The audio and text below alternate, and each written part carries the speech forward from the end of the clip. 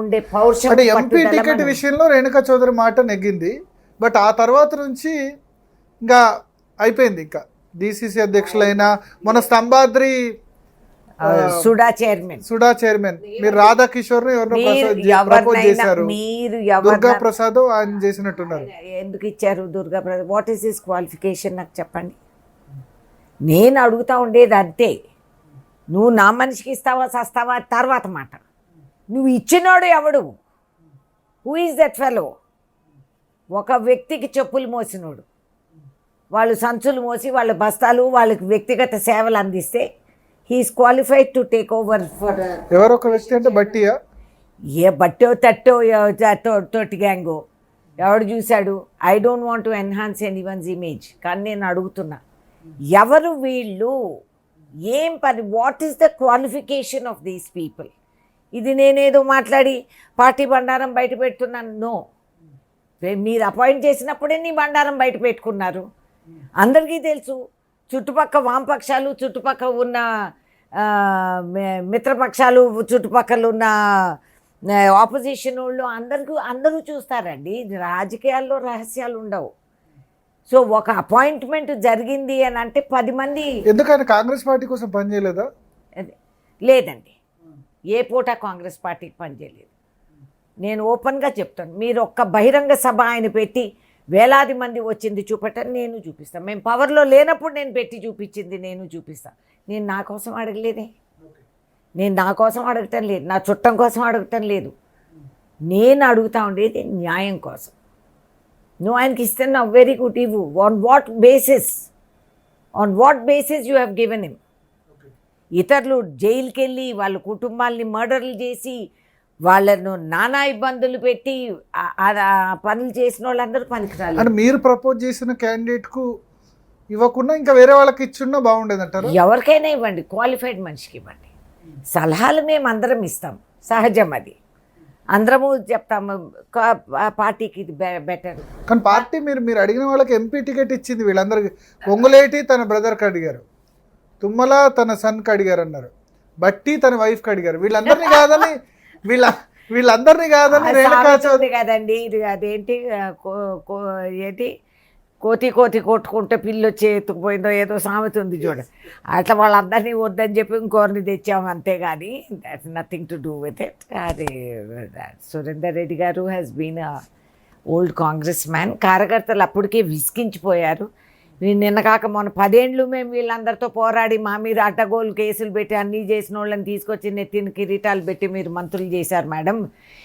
మళ్ళీ ఇంకో క్యాండిడేట్ బయటోడానంటే మేము ఎవరం పని చేయం, మేము ఇంట్లో పడుకుంటామని చెప్పి ఓపెన్గా చెప్పారు. ఓకే. సో అందుకని నేను అన్నా ఓకే, అట్లయితే ఆయన పాత క్యాండిడేట్ సురేందర్ రెడ్డి గారు సీనియర్ మ్యాన్, వాళ్ళ అబ్బాయి వాళ్ళు అక్కడ భూములు కేటాయించారు. మా కరెంట్ ఎంఆర్ఓ ఆర్డీఓ ఆఫీసులు కూడా వాళ్ళు నాణాలు చేసిన భూములపైనే. And every one was happy. ఒక న్యూట్రల్ క్యాండిడేట్, పాత కాంగ్రెస్ మెయిన్ పట్టుదల అది. సో పాత కాంగ్రెస్ వచ్చారు. లోకల్ ఒక విధంగా పాత కాంగ్రెస్ అంటే ఇప్పుడు మీ జిల్లాలో మొదటి నుంచి కాంగ్రెస్లో ఉందంటే బట్టి ఒక్కళ్ళే. మరి పొంగులేటి అయినా తర్వాత తుమ్మల నాగేశ్వరరావు అయినా వేరే పార్టీ నుంచి వచ్చారు. వాళ్ళు అప్పుడే వచ్చారు, వాళ్ళు అపాయింట్ చేసిన చైర్మన్లు అప్పుడే వచ్చారు అందరూ. మరి నా దగ్గర నా ముస్తఫా ఉన్నాడండి, వాడి మీద బీఆర్ఎస్ వాళ్ళు పువ్వాడ అజయ్ ఆయన మీద కేసు పెట్టాడు. ఫాల్స్ ఫేక్ పీడీ కేసు పెట్టారు. అర్ధరాత్రి వేళ వాళ్ళని అరెస్ట్ చేసి తీసుకెళ్ళిపోయి చంచల్గూడ జైల్లో 8 నెలలు పెట్టారు. Why you didn't give Mustafa any post? నేను అడుగుతా ఉండేది అది. నువ్వు ఈ పోస్టా ఆ పోస్టా తర్వాత మాట. నువ్వు ముస్తఫాకి ఎందుకు పోస్టు ఇవ్వలేదు? ఏ విధంగా తను డిస్క్వాలిఫై? రేవంత్ రెడ్డి దగ్గర దృష్టికి తీసుకెళ్లారా? అన్నీ తెలుసు ఆయనకి. నేను 2-3 సార్లు ఇచ్చాను పేపర్స్, ఆయన చేతిలోనే ఇచ్చాను. సో కాబట్టి నేను అడుగుతా. ఎన్నికల ముందు నాకు గుర్తుంది రేవంత్ రెడ్డికి అవుట్ రైట్ గా సపోర్ట్ చేసింది రేణుకా చౌదరి. ఖమ్మం అసలు పిసిసి అధ్యక్షుడు ఉండగా రానివ్వలే కదా? రానివ్వలేదు. 2 సంవత్సరాలు రాలే కదా? అవును, వద్దు మా జిల్లాకు వద్దని చెప్పారు. అంటే ఒక పెద్ద మనిషి నేను ఉన్నాను కదా, ఇంకెవరైనా ఎందుకు? సిఎల్పి లీడర్ నేనే ఉన్నాను కాబట్టి అది చాలే అని అనుకున్నారు. కానీ కాంగ్రెస్ చట్టంలో మాకు PCC is more powerful than CM. కాబట్టి ఒక పిసిసి ఒక జిల్లాకి రాలేకపోవటం it's bit of a joke. And కొంతమంది మమ్మల్ని కూడా తక్కువ అంచనా వేస్తారు, ఆడవాళ్ళు వీళ్ళు ఏం చేస్తారని చేసి చూపించాం. రేణుకా వచ్చేదాన్ని తక్కువ అంచనా వేసేవాళ్ళు కూడా ఉన్నారా? ఒప్పో బుద్ధి తక్కువ వాళ్ళు ఉంటారు కదా, వాళ్ళు అట్లా వేసుకుంటూ పోతారు. నాది కూడా మోటర్స్ ఆపరంటీ అలాంటిది. నేను ఇదేదో ఆమె చాలా లైట్గా తీసుకుందని అనుకుంటారు, సావు దెబ్బ చల్లగా పడుతుంది. సో అప్పుడు నాకు గుర్తుంది, అటు పిసిసి ప్రెసిడెంట్గా రాకపోతే మీరు తొలిసారి తీసుకొచ్చి అక్కడ మంచిర్యాలలో బట్టి సీఎం అంటే మీరు ఖమ్మంలో రేవంత్ సీఎం అని మీరు అనిపించారు కింద ఉండి. నేను అనిపించదు కానీ ప్రజలు కోరారు. మీరు ఆ స్టేజ్ మీద ఆ వెహికల్ మీద కూడా ఎక్కలేదు, కింద ప్రజలతో ఉన్నారు. నేను ఎప్పుడు ప్రజలతో ఉన్న మనిషిని కాబట్టి నేను పనికి మాలినోళ్ళు పెళ్ళాం ఓట్ వేయని మనుషులు వాళ్ళందరూ కూడా బస్సు ఎక్కుతారు. వాళ్ళు పైకి ఒంటరిగా బండి నడుపుకొని వచ్చి బండి ఎక్కి వీళ్ళందరినీ మేమే తీసుకొచ్చామని చెప్పుకుంటారు. వచ్చిన వాళ్ళు కార్యకర్తలు గ్రౌండ్ మీద ఉన్నారు, నా స్థానం వాళ్ళతోనే. అందుకని నేను ఆ బండి నేను ఎక్కనన్నా, నాకేం మోజులు లేవు ఫోటోల్లో కనపడాలా. కార్యకర్తలు సీఎం రేవంత్ అని ఖమ్మంలో అనిపించారు. నేనే అన్నాను ఫస్ట్, నేనే వేసాను అంటే కార్యకర్తలు అందరూ అవి ఉన్నాయి కదా సీన్స్, అవన్నీ మేము చెప్పే కథలు కాదు. నేను అంత సపోర్ట్ చేశారు రేవంత్ రెడ్డి, మీకు చేస్తున్నారా ఈ 2.5 yearsలో? అంటే ఆలోచించకుండా మీరు నిక్కచ్చిగా చెప్పండి, మీరు చేసినంత, మీరు రేవంత్ రెడ్డికి బిఫోర్ అంటే ఆయన ముఖ్యమంత్రి అయ్యేంత వరకు చేసినంత సపోర్ట్ మీకు ఈ 2.5 సంవత్సరాలు దొరికిందా? మీరు ఎక్స్పెక్ట్ చేసిన సపోర్ట్? నేను అన్నాను కూడా, గత ఇంటర్వ్యూస్లో కూడా కొన్ని అవకతవకలు జరిగినాయి. కొంచెం మేము అందుకోవాల్సిన స్థాయికి మేము ఎదగలేదు. మీరు రాజ్యసభ టికెట్ రేవంత్ రెడ్డి వల్ల వచ్చిందా హైకమాండ్?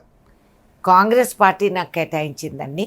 సీఎం రేవంత్ రెడ్డి సీఎంగా ఆయనే బహిరంగంగా చెప్పారు, కేంద్రమే కేటాయించిందని చెప్పి. సోనియా గాంధీ ఎట్లా ఎక్కడున్నా మీరు మీ పేరు ఫస్ట్ రాసే? అయ్యో లేదండి, అట్లా ఏం కాదు. ఓన్లీ ఇఫ్ ఐ డిజర్వ్ వాళ్ళు వేస్తారు. వాళ్ళ కేరళలో అంటే ఇష్టం కాబట్టి, ఇష్టం కష్టం కాదు, only if you are genuinely. 2012లో కూడా నాకు గుర్తు, 2012లో కూడా మీరు 2009లో ఓడిపోయిన తర్వాత 12లో మీకు ఇల్లు ఖాళీ చేద్దని చెప్పారు. అవునవును, ఢిల్లీలో లోధి ఎస్టేట్ ఇల్లు ఖాళీ చేద్దాం, నేను రాజ్యసభ ఇస్తున్నా అని చెప్పి 12లో ఇచ్చాను. 10లో possible. I was very lucky, very blessed అనుకోండి. ఇవాళ కేరళలో ఒక చీఫ్ మినిస్టర్ని అపాయింట్ చేశారంటే అసలు ఎవరూ ఎక్స్పెక్ట్ చేయలేదు. హీజ్ అ డార్క్ హార్స్ ఆ విధంగా చూసుకుంటే. కాబట్టి కాంగ్రెస్ పార్టీలో ఆ చమత్కారం ఉంటుంది, అనుకోకుండా ఎటు నుంచో ఒక ఇది పడుతుంది. సో ఆ విధంగా నా అదృష్టం ఈ స్టేజ్ ఆఫ్ మై లైఫ్లో నాకు ఈ అవకాశం ఇచ్చారు. ఇచ్చినందుకు కేంద్రంలో మీకు తెలుసు, అక్కడ కేంద్రంలో దడదడలాడిస్తున్నారు మోడీని. మరి ఇక్కడ ఎందుకు రాష్ట్రాల్లో రేణుకా చౌదరి బ్యాన్ చేశారా? ఖమ్మంలో తిరగొద్దు, వేరే చోట తిరగొద్దు అని ఎక్కడ కనిపించట్లేదు. ఎవరండి నన్ను బ్యాన్ చేసే అంత మొనగాడు ఎవడో పుట్టలేదు ఇంకా. ఆ పిచ్చి భ్రమల్లో ఎవడన్నా ఉంటే ఆ తెక్క తొందరగానే వదిలిస్తారు. నేను అవన్నీ బ్యాను గీను కాదు, వీళ్ళని చేయనివ్వండి పనులు. గతంలో అంటే ఖమ్మంలో నాకు ఎమ్మెల్యేస్ లేరు. అవును, కాబట్టి నేను I had to fulfil lot of other. 99 2004లో ఎంపీ ఉన్నప్పుడు ఒకళ్ళిద్దరు ఎమ్మెల్యేలే కాంగ్రెస్, అంతే ఒకళ్ళిద్దరు. 10కి ఇప్పుడు 10కి 9 మంది ఎమ్మెల్యేలు ఉన్నారు. కాబట్టి మీరు సో వాళ్ళని చెయ్యాలి కదండి పనులు. లెట్ దెమ్ డూ వర్క్, వాళ్ళు చెయ్యాలి. వాళ్ళు చేయకపోతే అప్పుడు నేను దిగుతా. కాకపోతే they are all very nice boys, వాళ్ళు చేసుకుంటున్నారు. అదేవిధంగా నేను అక్కడక్కడ I still go and I still do. పని ఉంది చెయ్యాలని అనుకుంటే బోల్డ్. ఇప్పుడు మాకు 18 వాడలు ఉన్నాయి, వాళ్ళ ఫారెస్ట్ ల్యాండ్లో వాళ్ళు ఉంటున్నారు. మరి వాళ్ళకి ఆధార్ కార్డులు ఇచ్చాము, కానీ we're not giving them water and electricity. కారు చీకట్లో దోమలు దీనికి పిల్లలు గురయ్యి చదువులు చెడిపోయి, సో అట్లాంటివన్నీ నేను టేకప్ చేసుకుంటాను. So that I can help. నా ఎంపీ ల్యాట్ ఫండ్స్ కూడా ఉన్నాయి, అక్కడ మనం సోలార్ లైట్లు వేయొచ్చు, కనీసం వాళ్ళకి అది అనుకూలంగా. I'm requesting. రేణుకా చౌదరి దేశం అంతా తిరుగుతున్నారు కానీ రాష్ట్రంలో తెలంగాణలో మాత్రం ఎక్కువ తిరగట్లా. మన మున్సిపల్ ఎలక్షన్స్ అయినా, జూబ్లీహిల్స్ ఎలక్షన్స్ అయినా నన్ను ఎవరూ పిలవలేదు, నా అవసరం లేదు. సో చేసుకుంటున్నారు, చేసుకొని నా పాత్ర ఉండేది కేంద్రంలోని.